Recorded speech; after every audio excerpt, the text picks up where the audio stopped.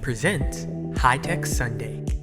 On today's episode of High Tech Sunday, our hosts, Dr. Mark Vaughn and Lango Deen, sit down with the Executive Director of aSTEAM Village, William Wells Jr., for a conversation on a STEAM dream. Up first is Corning Incorporated's Manager of Technical Talent Pipelining, Dr. Mark Vaughn. Next is Career Communication Group's Senior Technology Editor, Lango Deen. Finally, our esteemed guest, William Wells Jr. Wells Jr. is responsible for running over 20 innovative STEM programs and adult certification readiness in the IT sector. Under William's leadership, aSTEAM Village was recognized as the 2019-2020 NSBE Jr. Pre-College Initiative National Chapter of the Year. Wells Jr. is committed to supporting today's youth as they emerge today as the leaders of tomorrow. And without further delay, High Tech Sunday, featuring Dr. Mark Vaughn and Lango Deen. Well, thank you so much, Brandon, and good afternoon, everyone. Welcome to another episode of High Tech Sunday. Such a great pleasure to have you with us once again, and as is always the case, really excited about today's conversation as we look at a STEAM dream. I'm telling you, to me, that is what is foundational to everything we talk about on High Tech Sunday. And who better to talk to us about that than William Wells himself? Good morning, sir. How are you? Good morning, Dr. Vaughn. How are you? I'm great, and I'm glad to be here. Absolutely great to meet you. And like I said, looking forward to the conversation today. Got a lot of ground that we want to cover and looking forward to learning about the endeavors that you are actually driving so many important programs. But before we get into that, we want to learn a little bit more about you. So we encourage our guests to kind of just take a step back and give us some insight about how it is that you came to this place in your journey. So as you look over your life, how did you get connected to STEM in the first place? What was it that really lit the fire for you? Wow, that's a great question, and I'll try to cover 57 years in 3 minutes if possible. All right. So I was I'm blessed in the fact that I was raised with both my mother and my father in the home. Right. I was not blessed in the fact that I did not have a brother or a sister. I'm an only child, so my sibling was always a Dotson. And that means that if anything went down, it was on me. But more importantly, I was able to dream. So, you had to play a lot of one-on-one basketballs with one-on-one being against yourself. You had to play a lot of one-on-one baseball with one-on-one being yourself. And I got into I don't know if you guys remember the electric football games. And so I used to play a lot of electric football games. I would collect all of the teams. But when as I look back on it, I was that kid that took the regular electric football game and some cardboard boxes and made a stadium, right? So I basically built a stadium around the electric football team, and I would swap it out depending on who was home and who was away. And so I guess the main thing is it allowed me to dream, right? It allowed me to put myself in places and environments that I never was in. And I had a group of friends that hung around me that thought like that. Now, going through, my parents were head dietitians at 2 hospitals. So I can't say that I had a hard life coming up, but I made sure, and they made sure, because my mom graduated from Tuskegee, dad from Arkansas, Pine Bluff. They made sure that, I was brought up in the Black church. Most of my friends and most of my schools were predominantly Black, right? And we were moving up. As we look back, we realized a lot of things that we had been thinking at 15, 20, 25, the way we are today, we would have covered a lot of ground. But, short story is I like to dream. I've always dreamed. Ended up getting into telecommunications. built out the first wireless network in Kansas City, Missouri, that was owned by African American male. I bypassed the big boys, AT&T and Time Warner, using fixed wireless. And my plan was to deliver it to the developing lofts in downtown and raise enough capital so that then I can take it east of Truce. And this is 1999. East of Truce is where the underserved, underrepresented populations are, and connectivity was waning. And what I realized early on is like, hey, internet's changing the game. Doesn't matter who you know, doesn't matter how much capital you have. And really, the people that are making the money, they understand as much as internet as that person needs to choose who doesn't understand it. Because the whole push was, let's get computers and PCs into every home and every business and get them running on them.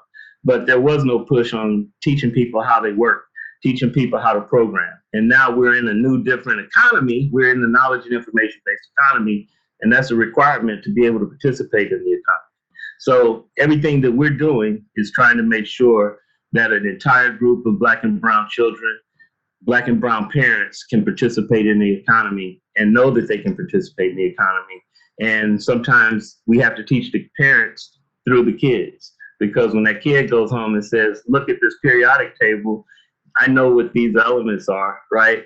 Then that parent says, whoa, they start learning with the kid. So long story short, I hope I answered your question. You did, and you inspired several more. We might have to go 3 hours on this. I don't know, but this will be part one.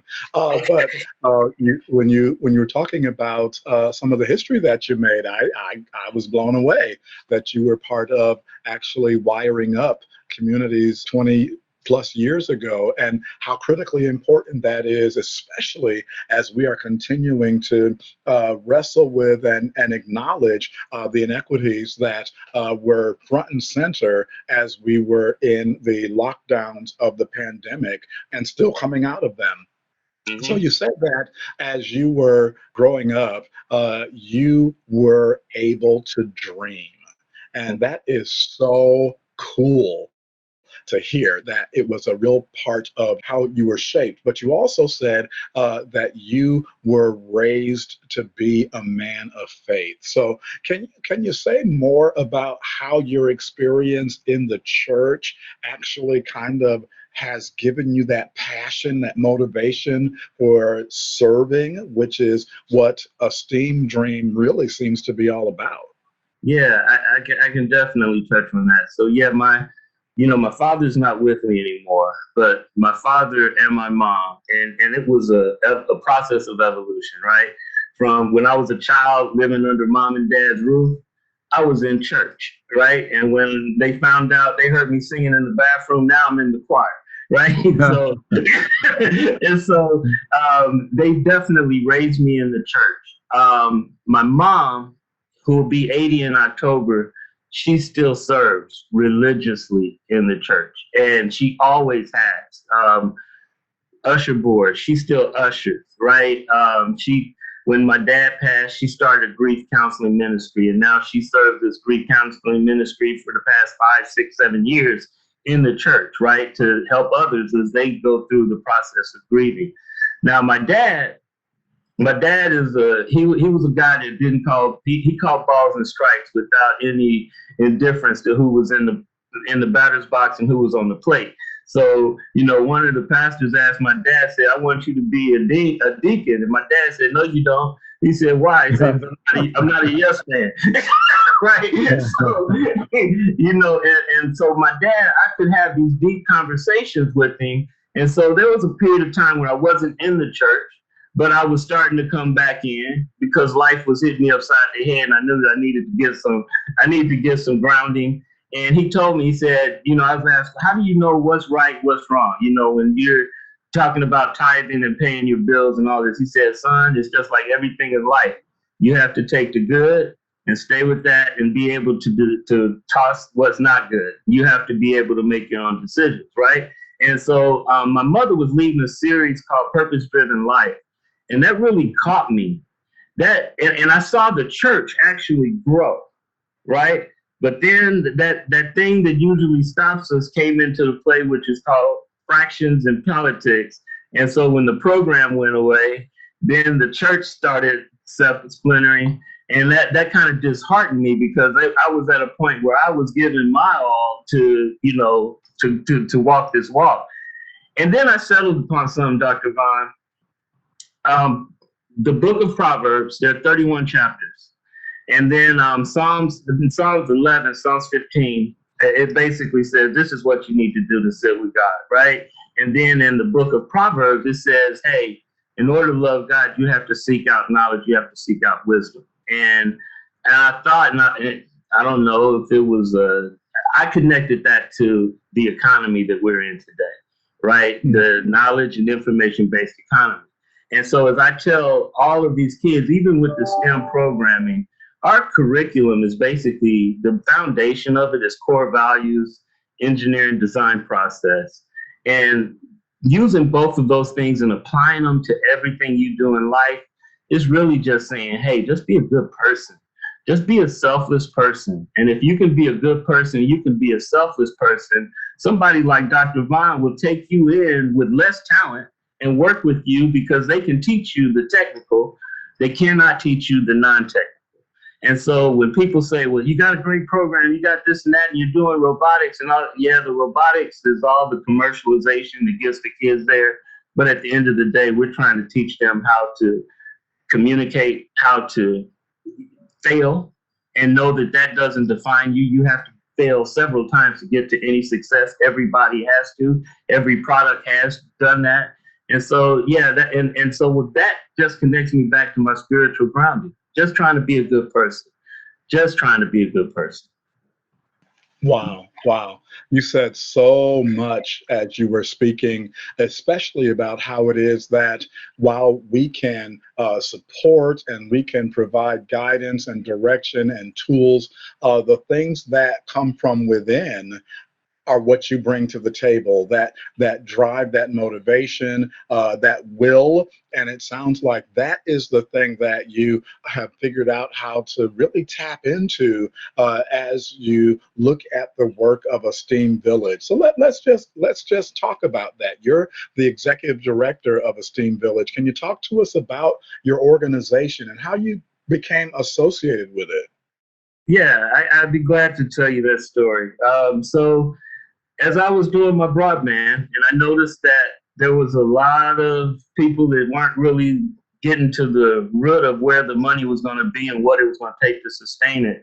I helped a charter school, they're closed now, but I helped them get a program called Reading and Robotics into their school. And the vendor, Pisco Education, which is 2 hours south of here, they make all the robotics equipment and for all of the international first teams, little small town south of here. And the CEO invited me to St. Louis, Chocolate City, to see the International Robotics Championship. And here I see 30,000 kids from all over the world. When I say all over the world, I'm talking about Qatar, Ukraine, Russia, South Africa. There was a team there, and I see Mexico. There were 5 teams there from Mexico. And I'm blown away, because you cannot see out of these 30,000 kids that had descended upon St. Louis from all over the world, you could not tell who was winning and who was losing. They were all just having fun. They were supporting each other. During the opening ceremony, there were a group of kids on the same stage, dancing and singing during the opening ceremony. And if you turned on CNN back at home, their 2 countries were at war. Literally at the same time, right? And that just turned the light on for me to start looking at things differently. But more importantly, and the sad thing was, despite this being in St. Louis, I did not see any Black and brown children from St. Louis there, even as touring, even just to see. It was like there was no representation there. And at that time, there was maybe 2 or 3 inner city teams from the United States that was there. And so I went back and I asked the superintendent, I said, hey, and this school was ranked number 2 from the bottom in the entire state of Missouri as far as scores, right? But Black administration, 99% free and reduced lunch. I asked her, could I start the robotics program? And she said yes. And I knew I had to do it basically in a bubble because I needed to try to create a different environment, a different mindset. And we took the kids the first year, we didn't make it past the qualifier with one team, right? We didn't make it past the qualifier. But I also realized how foreign Legos and engineering were to these 5th and 6th graders. So I said, we need to start early, right? And so we started a 1st through 3rd grade robotics team, and they got invited to the World Festival during the first year. So not only did we have these 6 students from the 1st and 3rd grade that were actually competing in the World Festival, we took that entire first year cohort of students over to St. Louis so that they could experience it for themselves. And by doing that, their lights went on, their parents' lights went on. And when they came back that following year, our second year, we came back with 2 teams. Remember, we went from 1 to 2. Well, we went from 2 to actually 3 because we had that one junior FLL team. But both of those teams advanced out of the qualifier that they didn't advance out of the year before. They went to the championship at the Greater Kansas City Championship, and both of those teams placed and won 2 awards. Did they win awards for robot performance? No. They won awards for their presentation, research. They won awards for gracious professionalism, which means they were being good kids. And then the 3rd year that those 2 teams returned, advanced out of the qualifier, made it to the championship. One of them made it to the championship as the Champions Award winner, which is the highest award you can win during a competition to qualify. And it tickles me to this day because they have the students and the volunteers hand out medals. And the kid came back to me and said, Mr. Wells, they told me that they had never seen an all-Black robotics team before when they gave me my medal. Wow. I thought that was funny, but the thing that sticks to me, despite them winning that award, because we tell them the awards you win don't matter, but what you learn along the way, that's one of our core values. That matters, not the award, but what you learned along the way. But I just remember when we got back to the school after that competition and the pride of these young people and their happiness. And then I heard one of them say, yeah, but now I got to go home. And they're going to be smoking and drinking. And then one of his friends said, yeah, but at least you're going to have some food there. He said, true. And that just stuck with me of the mindset that our young people, they're awake to what's happening in their environment, right? And it's important for us. And that's one of the things I hammer on to our camp leads and our camp counselors. When those children come into our space and they're working with you, they become your children, they become your brothers, they become your sisters, they become your nieces, they become your nephews. And that means you have to be engaged with them because it's not a given that they're going to have parents that are fully engaged with them during that time. And not because they don't want to be. Sometimes it's because I don't know, and I don't want you to know I don't know. So I'm going to stay away from that. Sometimes it's because I'm too busy trying to keep this roof over your head, keep our car running so that I can't get you to these other places. So there's a lot of things that go into it. And for me, the only way that we can change that, because all of those things are indicative of a parent trying to raise her family or a father trying to lead his family, but doing so because he is living in survival mode, right? And when you are living in survival mode, you have a whole different decision process. And that takes me back to the engineering design process, right? You have a whole different set of projects because you can't fail on certain things or else that light goes out. Light goes out, it causes a whole bunch of other problems like you can't do your homework in the dark. So for me, our program would not be authentic, our program would not be correct if we were not trying to make sure that every kid that comes through our program, regardless of their grade, regardless of their age, and their parents realize that, hey, Our success is based on these things, that we put you on a pathway to where you are empowered to make your own decisions and land in college readiness to go toward a STEM field where it's high growth, um, entrepreneurship in high tech, or immediately into the workplace if college is not for you, or you want to go into the workplace, make your $30,000, $50,000 a year, so then you can pay for your college on your own and emerge from college debt free. Because at the end of the day, that's what's important. Because if you go to college and you come out with $200,000, you're really in the same boat you were in before you got there. So we have to think a lot deeper, and we try to make sure that our program pushes the kids and the families to say, this is the mission, and we want you to roll with us. But if you're not going to roll in this direction, then we can't roll, because this is important work. Um, the kids there.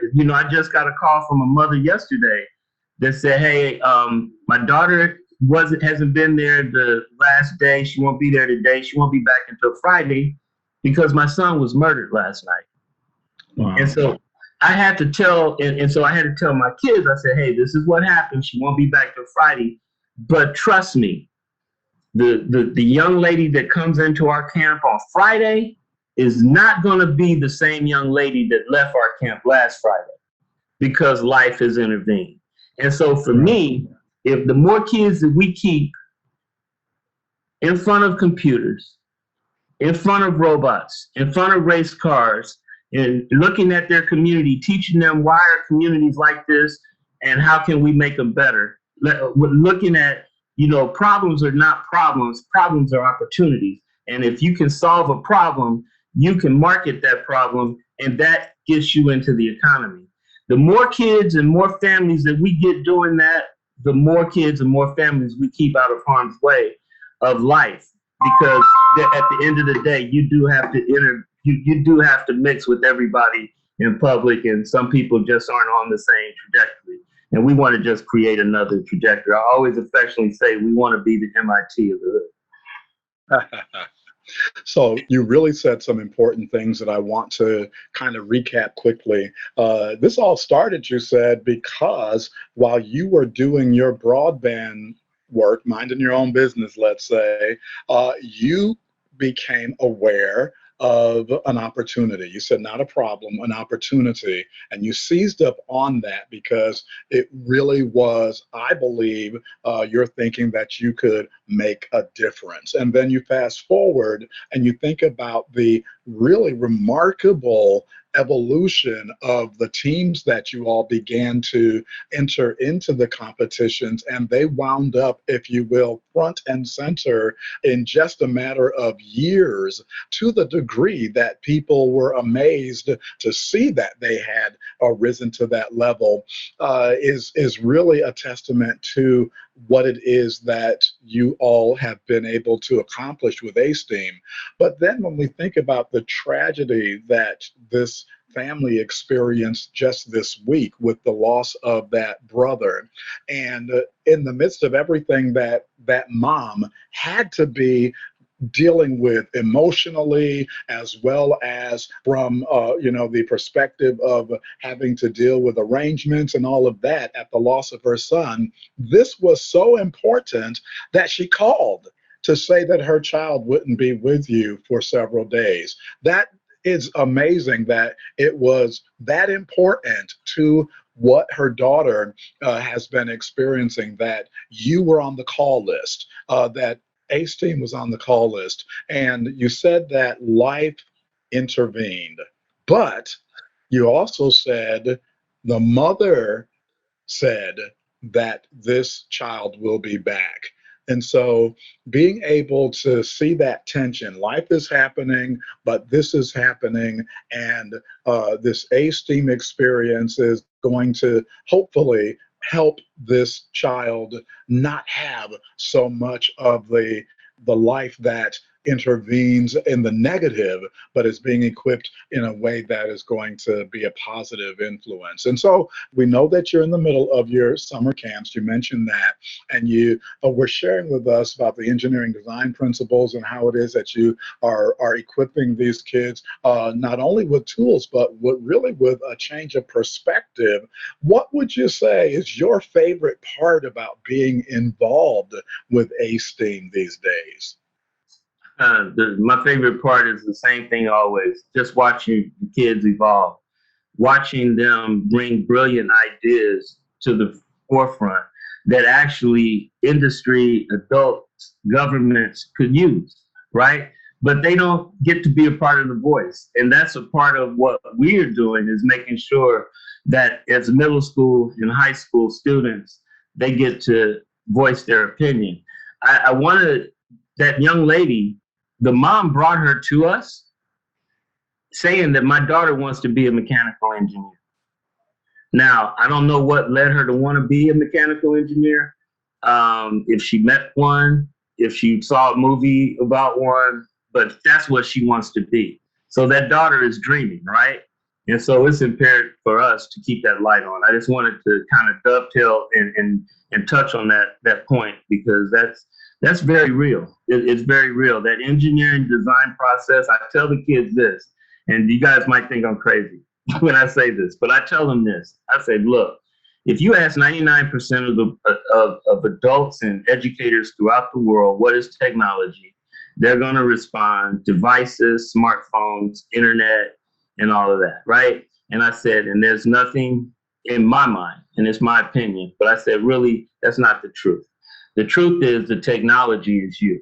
All of that other stuff doesn't move unless you tell it to move, unless you put something out of your mind into that computer. That input will produce something. And so I always tell them, you input, if you put trash in, you're going to get trash out.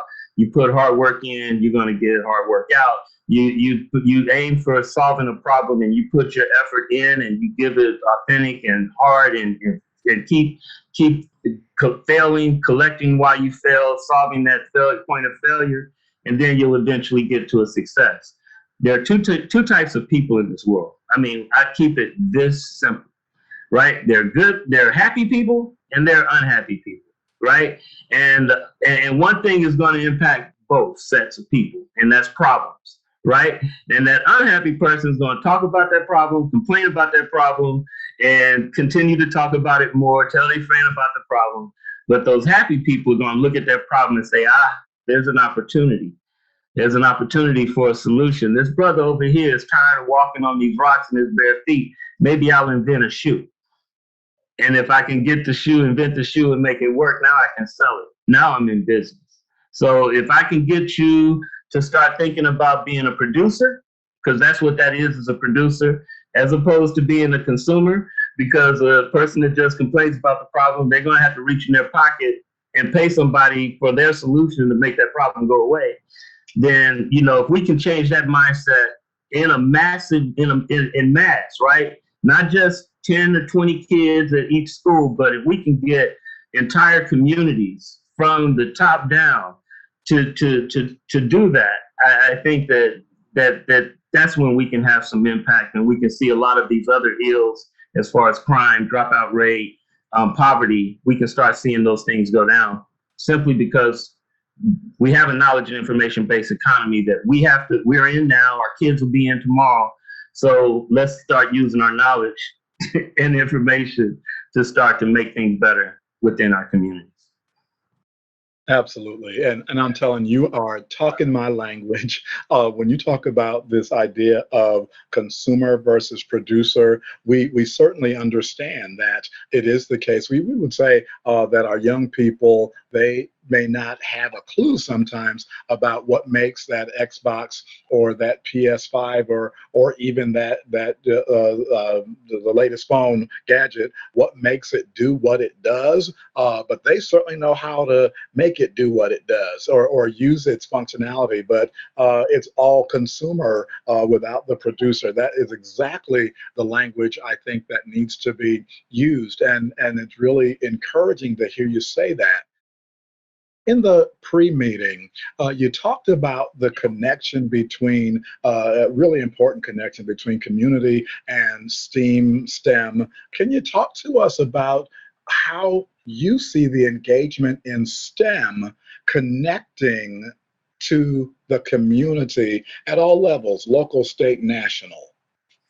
Absolutely. So, and I make the connection not only to STEM, but STEAM, right? The science, the technology, the engineering, the arts, math, right? And the engineering design process to, improve something, identify a problem, and then go through the process collectively as a team or as a community to make that better, right? To make that become that lot become a useful parcel for that community to help that community and raise the value of that community. We've seen a lot of cities talk about smart city initiatives, and a lot of the smart city initiatives have been basically IoT is the next buzzword that comes out of it, Internet of Things, where you start just throwing devices on light poles or kiosks at bus stops, and then we talk about we have a lack of affordable housing, or there's nothing for the young people to do. Well, the connection for me is this: that in order for a community, especially if it's an underserved, underrepresented community, in order for that community to thrive and grow and prosper and be made up of citizens that are thriving, growing, and prospering, they have to be connected to the local economy. Usually it's an underrepresented, underserved community because it's not connected to the local economy, right? And one thing that we know can happen is because we're in a knowledge and information-based economy, that community can be connected, but it's going to have to be connected by starting from within itself, right? So to me, a smart city is going to be made up of a bunch of smart communities that are interconnected, right? And so what are the components of a smart community? A smart community will have smart facilities, it'll have smart houses, it will have smart communications between government and businesses, businesses and residences, and businesses outside the community. That's how you connect it in a knowledge and information-based economy. But then the sustainability, right? The build. So you can design something, you can plan something. That's where we're moving these kids into that space. But then you still have to build it, right? And then once it's built, you have to sustain it. And all of that is going to require knowledge workers. So if you've got 2,000 citizens in this undervalued community, if I can get those 2,000 citizens to look at their community and come together and add value to your community, when your community begins to have value, they look at you differently. We can look at what happened in Tulsa and Black Wall Street and see that firsthand, right? To me, we spent too much time. We spent a lot of our time because of the awe and the, like, I can't believe this. They minded their own business. They were thriving and it got burned down. But to me, I think we should have spent a lot of time, a lot more time in talking about how did that community come from dirt to where it is? Because that part of the story is where the opportunity lies for our communities. Because to me, the next Black Wall Street is going to be virtual. Look at us. You're in Chicago. I'm in Kansas City. We're having this conversation. Last year, our summer camp, when they closed down, COVID shut everything down, we moved our summer camp virtual. And when we moved it virtual, we didn't draw back. We actually expanded. I was able to get computer science majors from Florida A&M, Harris Stowe University, Missouri S&T, which is a highly ranked engineering school. He had moved to Houston. So I was able to get a better quality of college teachers who were actually pursuing and had knowledge in the stuff that we wanted to teach. But then I was also able to have actually 2 students join from the Chicago area that parents, they had nowhere to go. So they participated in our 8-week summer camp. I was able to get 10 students from Ghana to participate in our 8-week summer camp. And they're on a whole different time zone, right? So the opportunity is there, but there's a lot of work, there's a lot of adoption, and there's a lot of work and education that we have to put in to make people see that there is an opportunity here for us to move out of living in survival mode, for us to be able to have information on our community so that we can use data and have our own narrative to say, this is what our community has, this is what our community needs. And if we can, and our if and statement is, if we do this, we can move this community here and we'll employ X amount, we will graduate X amount, and we will increase the number of Black-owned, brown-owned businesses in our community to X amount. Looking at the as-is statement of a community, gathering the data, informing the community of that data, and then using that data so the community has its own narrative. And if a developer wants to come into the community with a lot of money, there's a community benefits agreement for that community that means that community participates in that development. And here's our data. This is what we have. This is what we need. And your community benefit. If you want to come into this community, we welcome you. But we are going to stay in this community because we're indigenous to this community. This is our community. And our community, we need to employ the people who live there, the people who kept that community breathing for decades before you showed up, right? Because nothing is just like you come in and you're going to change things and forget about the past 40, 50 years. So the science, the technology, the culture is important, right? The culture is that it's very important, maintaining the culture of a community so that the people that are there don't have to be uprooted and move to another area so you can build another high rise. So for me, connecting it to STEM is actually redefining a lot of the things and systems. I still say that when people talk about affordable housing, they're looking at a lot, a building, and how can you repurpose it? And usually set aside a percentage of affordable units. I think that the affordable housing needs to be redefined into the investment in the human capital to make people be able to afford housing. When we can start thinking like that, then you can start to bring up communities and you can expand who gets to participate in the community. I mean, in the economy. I'm sorry. Nope, I understand. And what the pivot that I heard you just make kind of really sums things up, I think, really provocatively. You started out talking about in aSTEAM in the village, you're looking at engineering design principles, and necessarily there's going to be conversation about systems as part of that. And now here you're talking about this connectivity between the STEAM and the local, state, national, and the cultures of those different communal aspects. And so there's this ecosystem that I believe you're describing that really does have as the thread that's connecting the components of that system be STEAM. And so as you think of it that way, it starts to bring that dream, I think, more into focus. Really quickly, before I hand things off for the next segment and welcome our co-host, can you talk to us about this point that you made in the pre-meeting about authenticity and being purposeful in everything you do? And I'm particularly interested to see how you think that not only impacts what you do at aSTEAM, but how does it influence your thinking on failure? So authenticity, being purposeful, the work at aSTEAM, and your thoughts on failure. Can you speak to that? I can speak to that, but before I do, I have to tell you, Dr. Vaughn, you're good. Because sometimes people say I talk in it, but you were able to connect the dots. So thank you for that. Thank you for that. Yeah, I'm just gonna put this out here. I'm gonna throw a word out called poverty pimps, right? There's a crisis, like when COVID hit and students were not able to learn in certain communities because the district decided to go virtual.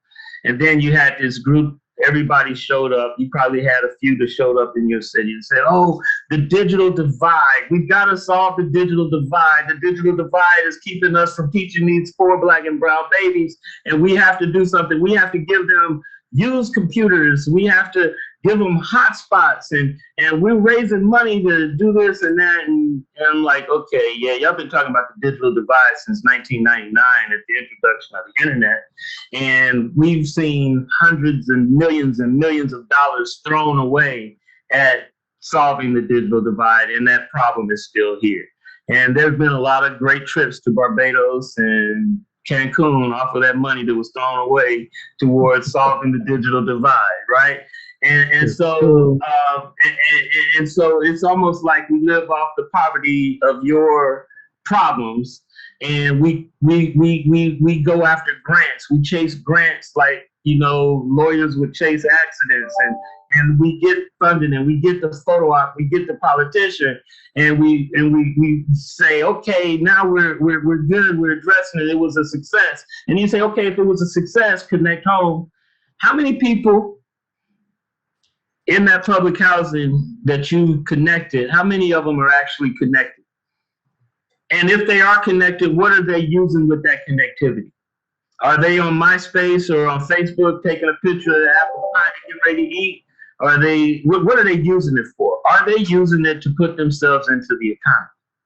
And you're not addressing that. You're just saying, all we got to do is give them internet. All we got to do is give them a device, and the digital divide problem is solved.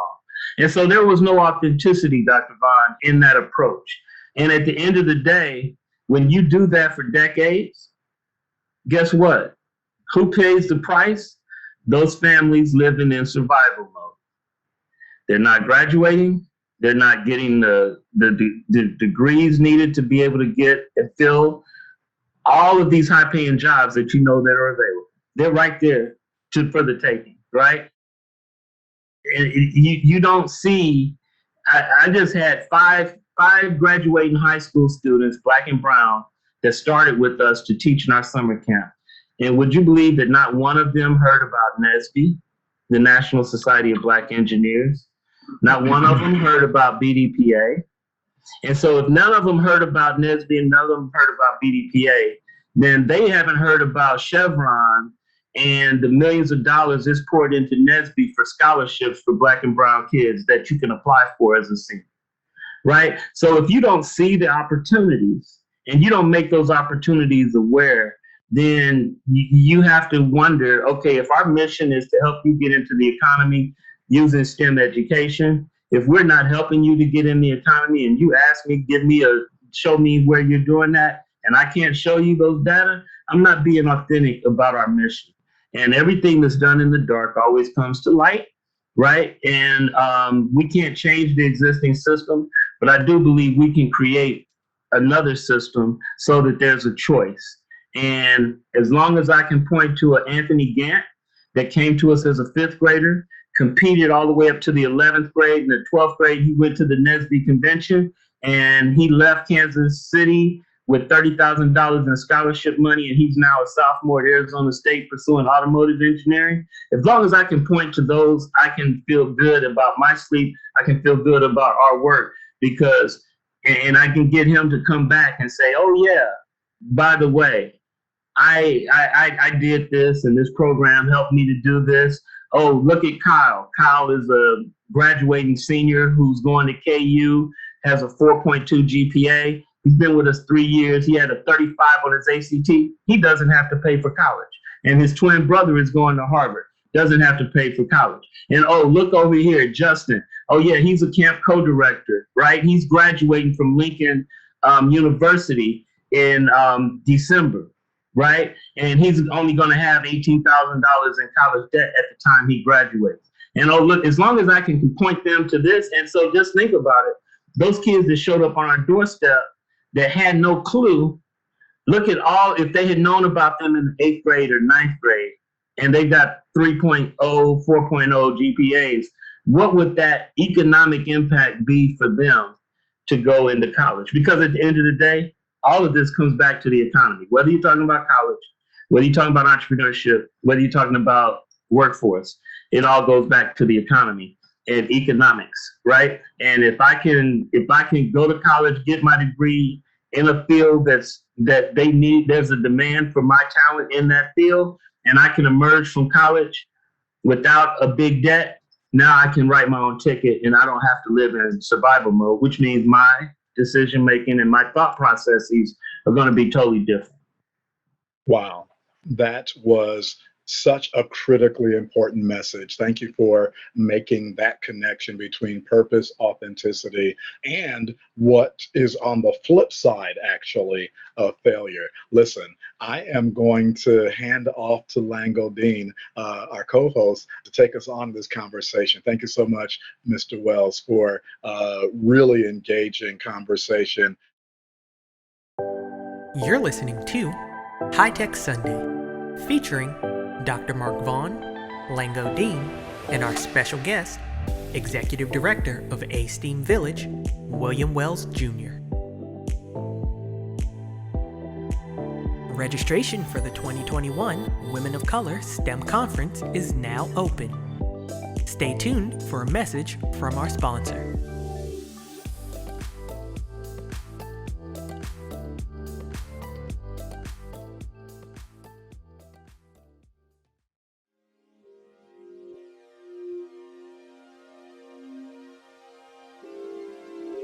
Running from October 7th through the 9th, 2021, don't miss out on the upcoming Women of Color STEM Conference.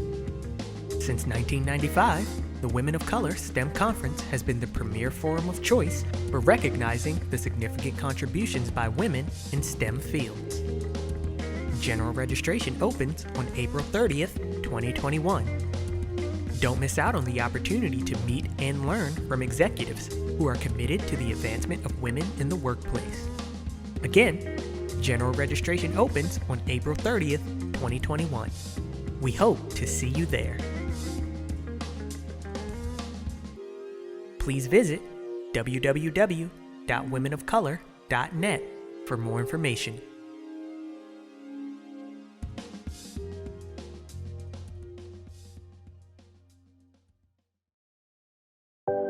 Again, registration for the 2021 Women of Color STEM Conference is now open. So visit www.womenofcolor.net for more information. Now, back to the show.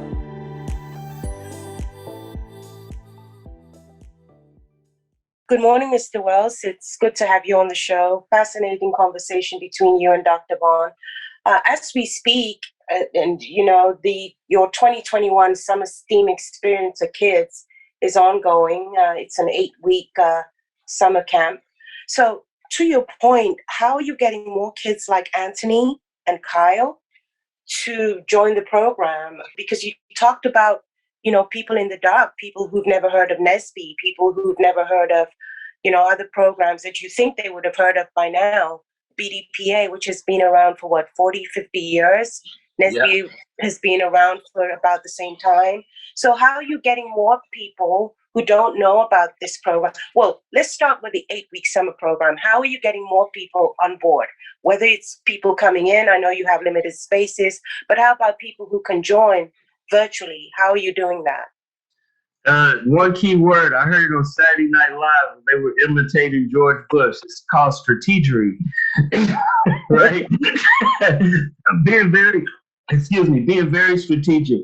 Of course, there's word of mouth. Of course, there's retention. Those kids that teach in our program go off to college, come back the following summer to teach in the program. But we're also starting to catch the eye of some other partners that are very dedicated and committed to making sure that we serve the youth in an authentic and impactful way. So the Royals Baseball Urban Youth Academy, they've got 50 students that they're doing in a summer camp. And they reached out to us to add a STEM education component to the camp. And so we were responsible for the entire day, week 1, and then we have 2 hours of engagement with those 50 students for the remaining 10 weeks. That camp goes 10 weeks. Then we have Kansas City Parks and Rec. Very first time they reached out to us, the 3rd District Councilwoman, who's been a very staunch ally of ours, she wanted to have a summer camp in the 3rd District. And so there was nothing being done at Greg Price Community Center. So we said, we'll put a STEAM camp in there. They broke out some space for us. And so we got 20 students that we're serving there. And then we decided to open up our facility and have it limited on site.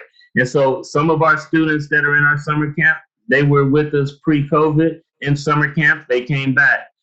Some of the students that are new, they just heard from somebody who had been in our fall, winter, and spring program, and they decided to come into this summer camp because our summer camp is our onboarding for our fall, winter, and spring program. We are a year-round program, right? And then our online camp of 29 kids that are doing robotics and video game design and animation, that's through the University of Kansas, which we've been working with their Gear Up and their Trio Talent Search program. And so just the partnerships, the strategy of word of mouth, and then partnering with organizations that are authentically trying to work with kids in a sustained way, a year-round basis. And that's how we're actually growing our network. What would you say to, I know you know, word of mouth, nothing beats that, especially when you're growing a community-based organization or business, anything that serves the community, nothing beats word of mouth. But what would you say to parents listening now who, you know, still kind of thinking about it, not sure? What would you say to them? What kind of impact would, you know, joining a program like this, because you say it's year round, so it's not just the summer camp part of it, it's year round. What would you say to those parents listening in now? I would say that the investment of your time to put your kids in our program and put them with our coaches and mentors, which are college students and also professionals, it has a return on investment when it's time to go to college. It has an economic return.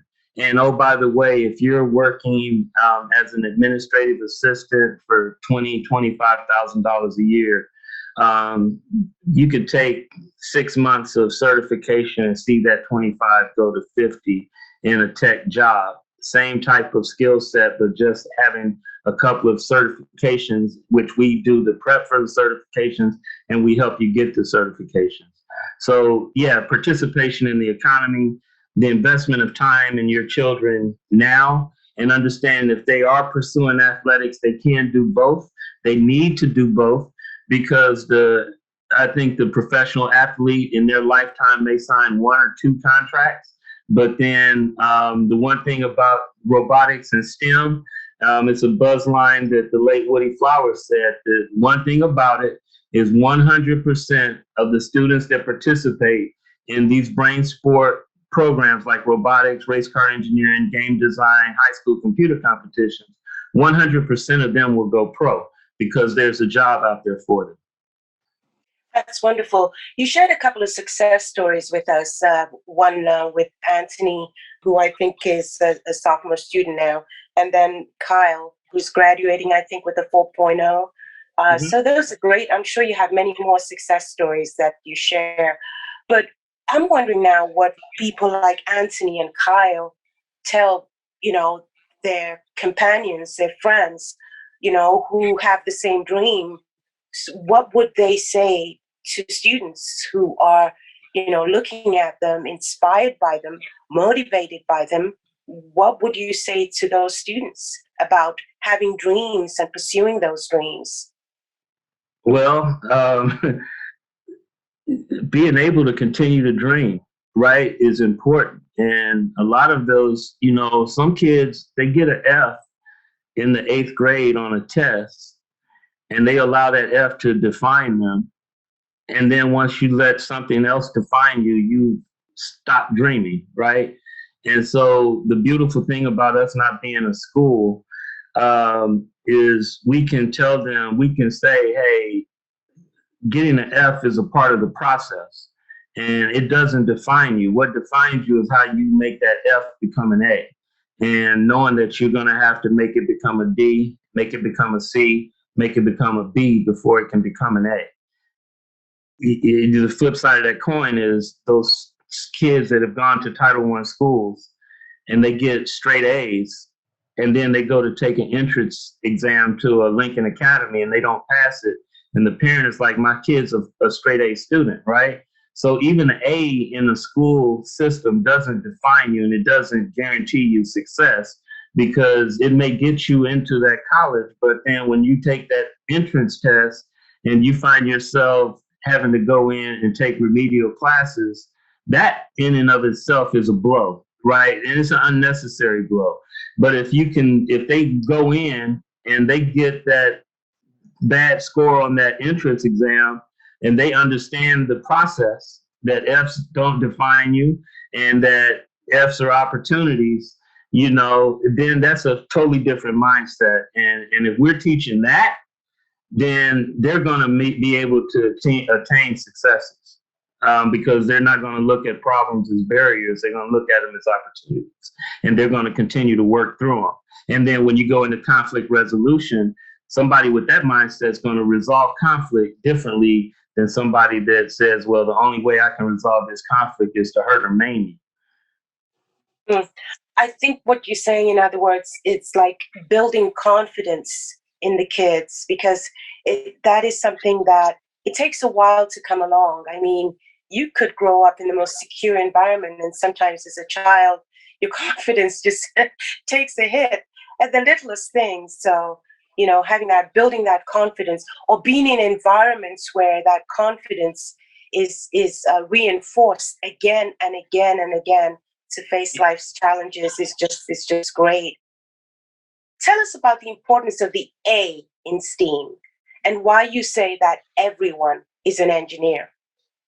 Okay. Yeah, the A in STEAM, which a lot of people say are arts, is actually a little A for me, because to me it's arts, it's aerospace, it's architecture, it's agriculture, right? And there's science and math and all of those, right? But the A, the arts, that's the culture, right? We are very creative people.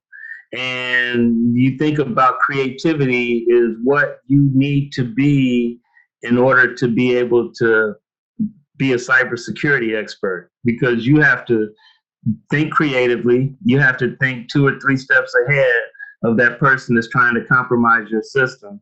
And so if you do not have that creativity, if you do not have that flexibility to be agile and adjust on the fly, and you have to do things reading off the script, you're not going to be as creative and probably not as successful as that young person or that elderly person that is very creative. So for me, the arts and the creativity is at the core of it, and it powers the science and the engineering. So everybody is an engineer, and it's amazing on the reason why there's a NSBE, right? Because there was no network of Blacks pursuing engineering, or it was difficult. And so to go to that comment, it's this. One of the things that we do is we lower the bar of the definition of the engineer to actually, I don't say it's lowering the bar, that's probably the wrong term, but we basically make it know that it's attainable to anybody and everybody, because everybody's an engineer. Engineers, what's that definition? They solve problems to make people's lives better, right? And one thing that every person walking on this planet is going to have are problems, and they have to solve those problems, right? And so, or they have to pay somebody for their solution to solve that problem. And so that's why I say that everybody walking this planet is an engineer, because we all want to have good lives. We're all going to have problems, and we're all going to have to solve those problems in order to have a good life. And so it's about the mindset and the mentality of looking at problems and how we address them, how we resolve them, and how we push forward.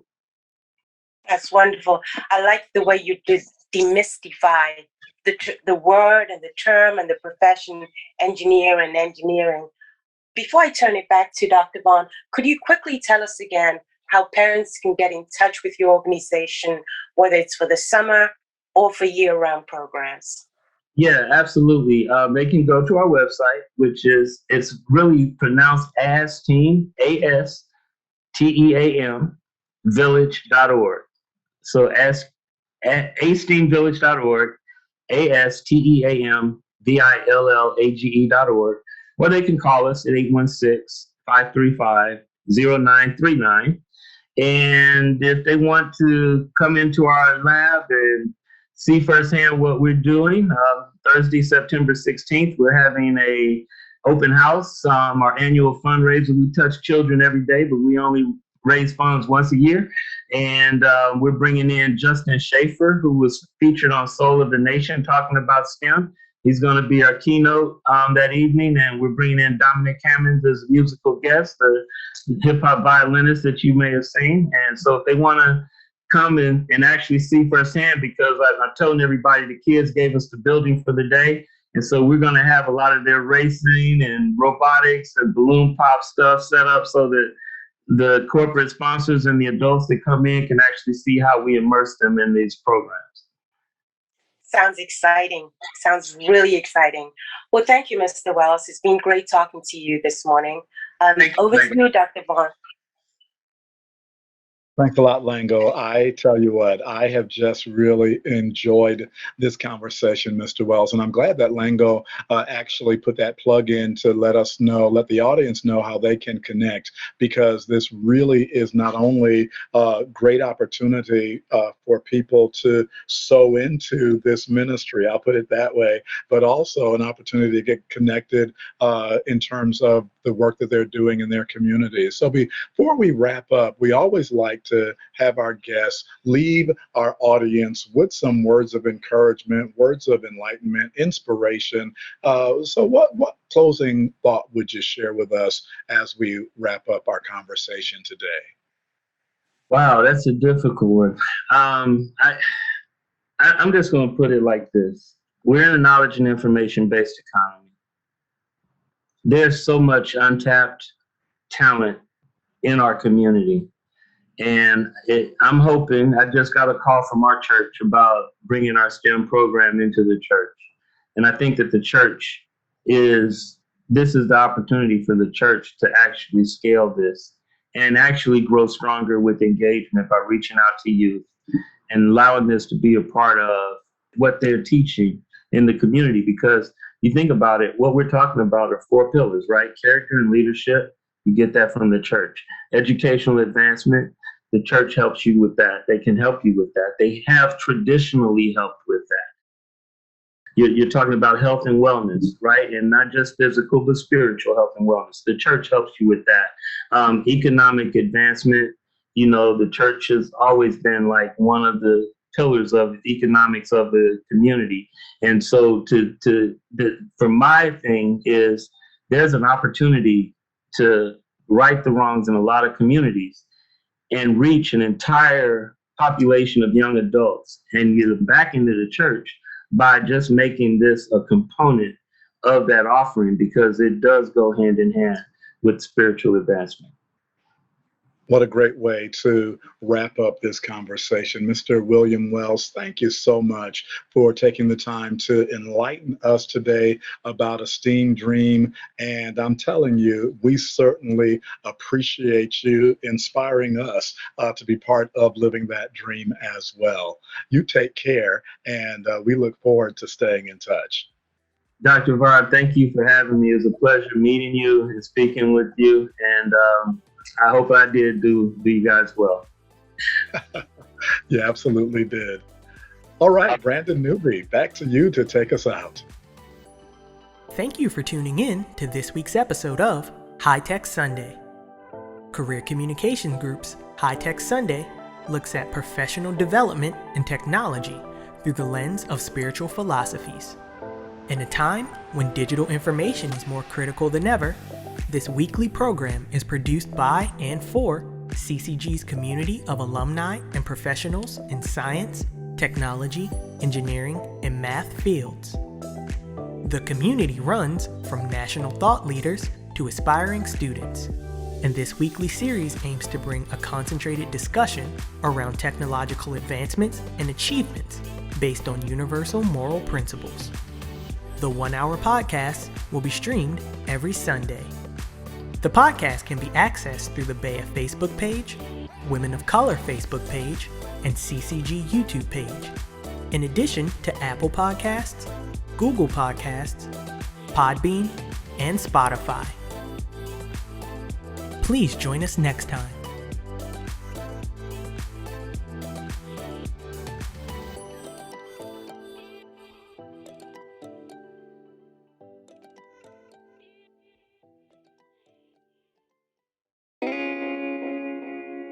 Nominations for the 2022 aSTEAM Conference are now open.